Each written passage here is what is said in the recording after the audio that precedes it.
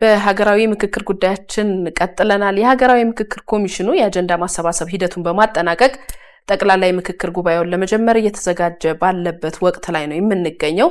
ኮሚሽኑ እዚህ ደረጃ ለመድረስ ታዲያ ብዙ ፈታኝ ጊዜያቶችን አልፏል። እኛም የስካሁኑ ሂደት በተለይም ደግሞ የአጀንዳ ማሰባሰቡ ሂደት ምን መልክ ነበረው ስንል ለመጠየቅ እዚህ ስቱዲዮ እንግዳ ጋብዘናል። እንግዳችን የሀገራዊ ምክክር ኮሚሽነር ዶክተር ዮናስ አዳዬ ናቸው። እንኳን ደህና መጡ። በጣም እናመሰግናለን። እስቲ እስካሁን የነበረውን የኮሚሽኑን የአጀንዳ ማሰባሰብ ሂደት እንመልከትና ምን ያህል ውጤታማ ነበር እንደታሰበው? እስካሁን ድረስ ያሰባሰብነው አጀንዳ ሂደቱም ውጤቱም እጅግ የሚያበረታታ ነበር። በተለይ ከሁሉ በላይ የሚዳሰስ ውጤት አለ፣ የማይዳሰስ ውጤት አለ። የማይዳሰስ በሰው ስሜት ውስጥ የሚገለጠው ነው። እንደ 3-4 ናሙናዎችን ማቅረብ ይቻላል፣ ግን ጊዜውን ላለመጠቀም ያህል ከጎንደርና ከሲዳማ አካባቢ የተወሰኑ ሽማግሌዎች መጥተው ኮሚሽነሮቻችሁ ወደ ክልላችን መጥተዋል፣ አነጋግረውናል። ችግሮቻችን በሙሉ ተፈቷል ማለት ባንችልም በዋናነት ግን ችግሮቻችን ያላንዳች መሸማቀቅ ያላንዳች ፍርሃት በግልጽ እንድንናገር በመደረጋችን ብቻ ከላያችን ላይ ሸክም እንደተራገፈ አድርገን እንቆጥራለን። ሂደቱ ራሱ በራሱ ተስፋ የሚሰጥ ነበር። እሱ ብቻም አልነበረም። ስንጀምር 2-3 ፖለቲካ ፓርቲዎች ነበሩ አብሮ ለመስራት የተስማሙት።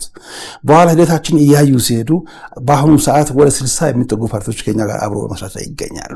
በአጠቃላይ ለህዝባችን ተስፋ እየሰጠ በኢትዮጵያ ውስጥ የምክክር ባህል መሰረተ ድንጋይ እየጣለ ያካሄድ ነበር። ስለዚህ እስካሁኑ ሂደታችን ሊጨበጥም በሚዳሰስም በማይዳሰስም በመንፈሳዊም በቁሳዊም ሁኔታ የተሳካ ነበር ማለት ብሎ መናገር ይቻላል።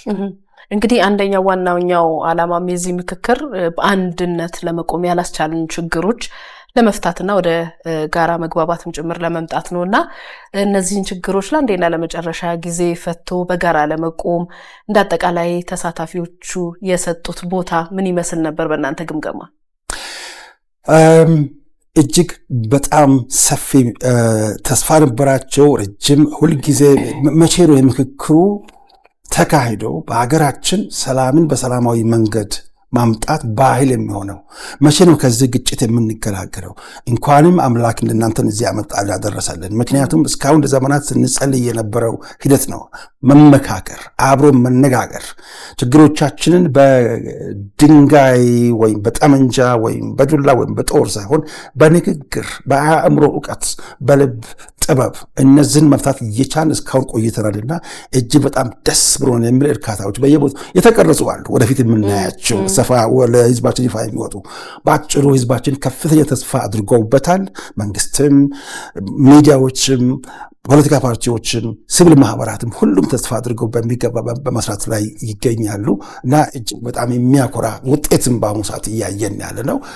አይታችኋል ብዬ አስባለሁ። በተለይ አዳማ ባካሄድ ነው ምክክር ጊዜ ኦላ ኦሮሞ ሊብሬሽን አርሚ የነበሩ ወንድሞቻችን መጥተው እዛው አብሮ ከኛ ጋር ሲሳተፉ ነበር። በተለይ ቦታ አሁን በአማራም ክልል እንደዚህ ቀስ በቀስ ሰላሙ እየተረጋገጠ እየመጣ ነው ያለው። ልጆቻችንም ወደ ትምህርት ቤት እንደሚሄዱ ተስፋ ያደረግን ያለ ነው። ስለዚህ ባጭሩ እጅግ የሚያኮራ ነበር። ህዝባችንም ለምክክሩ የሰጠው ከፍተኛ ስፍራ ነው። አሁንም በዚያው ጽናት በየቦታው በሚያስፈልገን ቦታ ሁሉ ከኛ ጋር በመተባበር በመወያየት ላይ ይገኛል። ባጭሩ እጅግ ተስፋ የተጣለበት ነው። አሁን እንግዲህ የብሔራዊ ጥቅሞቻችንን ጉዳይ እናንሳና ብሔራዊ ጥቅሞቻችን እንደ አንድ ልንቆምላቸው የሚገባ ናቸው። የፖለቲካ ሌላውም ልዩነት ሳይገድበን ምናልባት ለዚህ መሳካት የሀገራዊ ምክክሩ ያደረገው አስተዋጽኦ ይኖር ይሆን? ይህ መሰረታዊ ጥያቄ ነው። በጣም መሰረታዊ ጥያቄ። በተለይ በአሁኑ ሰዓት የኢትዮጵያ ጥያቄ ምንድን ነው? ባህር በር ነው።